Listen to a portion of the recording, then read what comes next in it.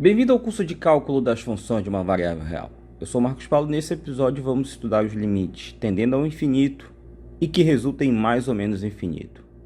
Acompanhe comigo. Vamos considerar a função quadrática f de x igual a x ao quadrado. E tal como fizemos em outros limites que já introduzimos até aqui, vamos usar tabelas analisando o comportamento de f quando x assume valores cada vez maiores. Então, por exemplo, se eu puser 0 no lugar do x, 0 ao quadrado dá 0. Aumentando um pouquinho o x de 0 para 2, a função aumenta de 0 para 4. Aumentando, digamos, um pouco de 2 para 100 o valor do x, a função f já aumenta bastante, de 4 para 10.000. E quando o x sai de 100 para 5.000, observe aqui que foi uma variação de 4.900, o f pulou de 10.000 para 25 milhões. Aliás, eu esqueci de colocar um zero aqui, vamos já corrigir.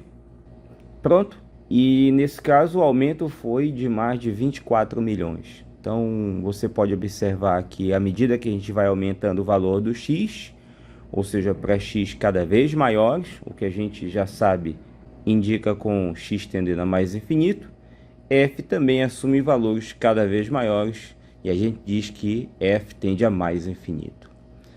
Quando a gente olha para valores de x menores e tomando os mesmos valores que eu coloquei aí para x, só que com sinal trocado, né, quando eleva ao quadrado dá os mesmos resultados que nós encontramos quando eles eram positivos. E aqui observamos que para valores de x cada vez menores, a função f se aproxima, ou melhor, ela assume valores cada vez maiores. Então, em geral, quando uma função f, que está definida no intervalo aberto em A até mais infinito, em R, cresce ilimitadamente, quando x também cresce ilimitadamente, aqui está a notação para isso, limite de f de x quando x tende a mais infinito é igual a mais infinito. Se dado qualquer epsilon maior que zero, existe um delta também maior que zero, de modo que seja sempre verdade que x maior que delta implica f de x maior que epsilon. Então aqui eu tenho, por exemplo, o gráfico da função quadrática. Isso significa dizer que o gráfico, quanto o x está mais para a direita, o valor de f de x está cada vez mais para cima. Então, mais ou menos, a gente pode dizer que, à medida que a curva se desloca para o lado direito, ela também se desloca para cima. E de modo análogo, se tivermos uma função definida de menos infinito até b aberto, nós diremos que essa função cresce ilimitadamente quando x decresce ilimitadamente, e a notação é limite de f de x quando x tende a menos infinito igual a mais infinito. Se dado qualquer epsilon maior que zero, é possível encontrar um delta negativo dessa vez, de modo que para x menor que delta, o f de x é maior que epsilon. E aqui eu peguei um lado da função f de x igual a x ao quadrado, na verdade o outro lado, né, o primeiro lado, digamos assim, o lado direito foi considerado na definição anterior, agora eu tenho um lado esquerdo da parábola e observe que para dizer que limite de f de x quando x tende a menos infinito é mais infinito, graficamente falando, a curva quanto mais para a esquerda ela também vai mais para cima. Não necessariamente na mesma proporção, mas tem que acontecer isso. Ir para a esquerda e ao mesmo tempo ir para cima. Agora, olhando para a função f de x igual a x ao cubo, eu considerei uma tabela em que eu atribuo valores para x cada vez menores, porque é fácil de ver que quando o x assume valores cada vez maiores, a função também assume valores maiores, e aí é um caso que nós já tratamos antes. Por isso, quando x é zero, o f também vale zero. Quando o x é menos 2 ao cubo dá menos 8. Então você já observe que de x para 0 até x igual a menos 2, eu diminui em 2. O f diminuiu em 8 unidades. Agora, diminuindo 98 unidades, ou seja, o nosso x indo para menos 100, o valor de f diminui 999.992 unidades, indo então de menos 8 para menos 1 milhão. Então já deu uma baita de uma diminuída. E aqui, por exemplo, saindo de menos 100 para 5.000, o f sai de menos 1 milhão para menos... Olha que número grande esse, hein? Menos 125 bilhões. Ou seja, quando x diminui cada vez mais, x tendendo a menos infinito, f de x também diminui cada vez mais, x tendendo a menos infinito. E, de modo geral, se você tiver a função definida no intervalo de menos infinito até b aberto, nós diremos que ela decresce ilimitadamente quando x decresce ilimitadamente, representando esse fato por limite de f de x quando x tende a menos infinito igual a menos infinito. Se dado qualquer epsilon menor que zero, você também conseguir exibir um delta também menor que zero, de modo que x menos delta sempre forneça f de x menor do que epsilon. E geometricamente, limite de f de x quando x tende a menos infinito é igual a menos infinito. Quando você olha o gráfico indo mais à esquerda no eixo do x, ele também vai mais para baixo no eixo do y. Se você tiver f definida no intervalo aberto de a até mais infinito, explique o significado de limite de f de x quando x tende a mais infinito igual a menos infinito, dando exemplos em que isso acontece e qual a relação entre x e f para nós podermos afirmar o que está escrito bem aqui. Deixe aí nos comentários que eu quero ver a sua resposta. Bom, vamos para o exemplo 1.21, onde eu vou pegar a função identidade f de x igual a x e vamos calcular, por definição, os limites de f de x quando x tende a mais e x tende a menos infinito. Você pode construir uma tabela ou desenhar o gráfico dessa função, que não é tão difícil de se fazer. Então, coloquei aqui o gráfico da função identidade e note que quanto o x vai mais para a direita, a função vai mais para cima.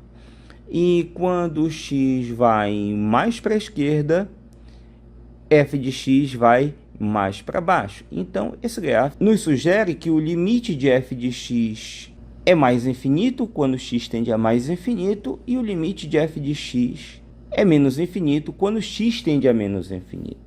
Mas, como é para calcular por definição, temos que usar os epsilons e deltas. Normalmente o cálculo de limite por definição é trabalhoso, mas esses dois são bastante simples. Vamos provar que para todo epsilon maior que zero, existe um delta também maior que zero, de modo que para x maior que delta, tenha-se x maior que epsilon. Mas para que isso implique nisso, a escolha do delta é bastante simples. Basta nós colocarmos delta igual a epsilon e a coisa flui direitinho.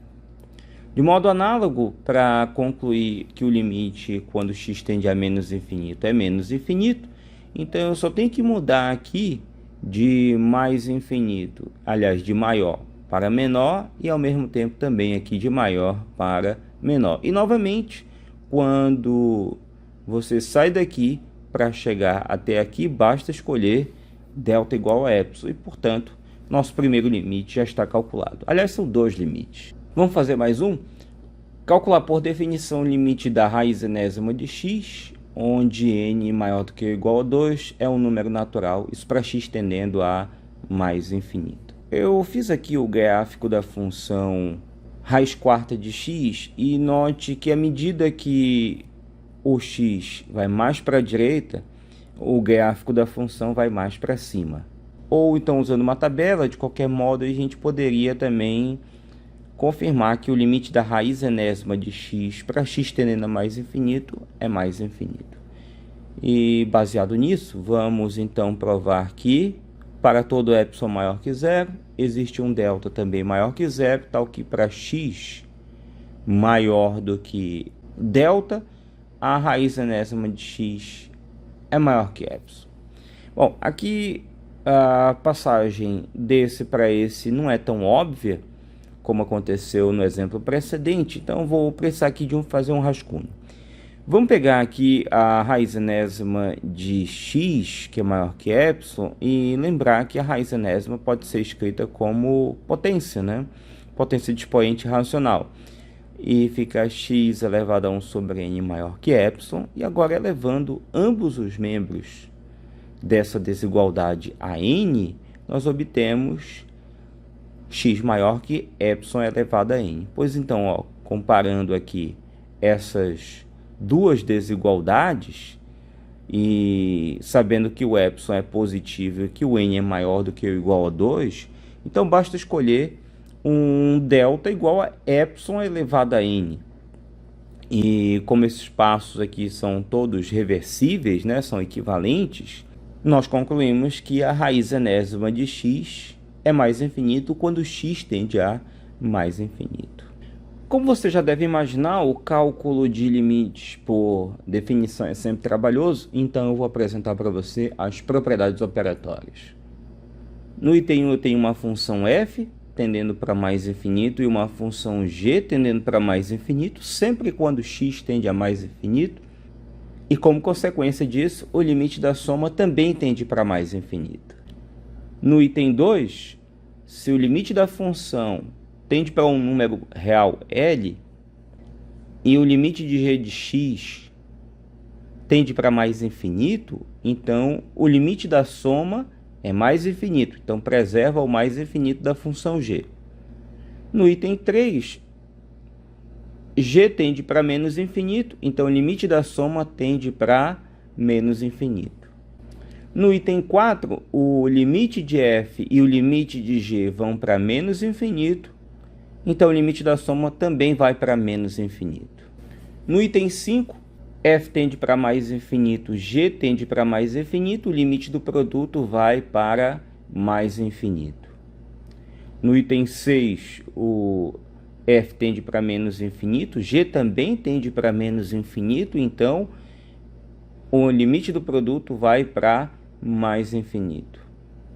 No item 7, o limite do f é menos infinito e o limite do g é mais infinito, o limite do produto vai para menos infinito. No item 8, f tende para um número real L estritamente positivo, g tende para mais infinito, então o limite do produto dá mais infinito. Nessas quatro propriedades você pode fazer uma comparação com o famoso jogo de sinal.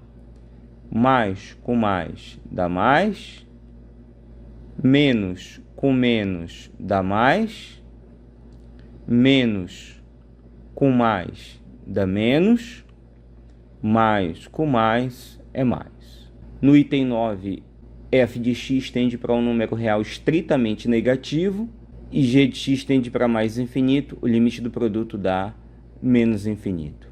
No item 10, f de x tende para um número real estritamente positivo, g de x tende para menos infinito, o limite do produto dá menos infinito. No item 11, f de x tende para um número real estritamente negativo, g de x tende para menos infinito, limite do produto dá mais infinito. E você pode observar também que é como se fizesse jogo de sinal. Menos com mais dá menos, mais com menos dá menos, e menos com menos é mais. No item 12, se você tiver um número natural maior do que ou igual a 2 e uma função tendendo para mais infinito, então o limite da raiz enésima dessa função é mais infinito. E no item 13, se a função por acaso estiver tendendo a menos infinito, o limite da raiz enésima tende para menos infinito. Todos os itens que eu coloquei aqui em relação ao limite da soma e limite do produto de funções podem ser estendidos via indução finita para uma quantidade finita de funções, como nós já fizemos antes nos casos anteriores. E aqui o teorema também vale se em todas as afirmações trocarmos x tendendo a mais infinito por x tendendo a menos infinito. Bom, como você pode observar, nós tivemos aí um teorema com nada menos que 13 afirmações. É um teorema muito longo para provar, então eu vou encerrando por aqui e no próximo episódio nós vamos demonstrar várias dessas propriedades aí. Beleza? Então, se você gostou, dá aquele joinha para dar suporte no canal. Não se esqueça de compartilhar, curtir e comentar. Até a próxima e bons estudos!